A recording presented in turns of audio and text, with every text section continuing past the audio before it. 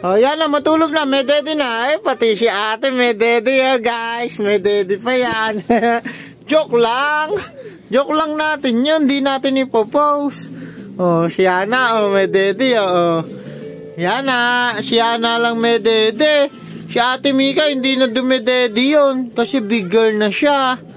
Oh, yan si Ana ako, tulog na yan, may daddy na si ate Mika, hindi naman dumedede si ate Mika, si Ana, daddy talaga, kasi Ikat mo yun, ha? Ikat mo yun, Sige, ikakat ko para hindi nila makita. Kasi pag nakita nila dumedede ka, sabihin ng classmate mo, dumedede ka pa, ano? Sige, ano gagawin ko? Ikakat mo nga. I-edit ko? Ikakat. Ikakat ko yung edit? Yung dumedede ako. Ikakat ko yung dumedede ka? O sige, ikakat natin para hindi ko makikita. O sige, post na natin. Okay, guys, pa-post ko na ya.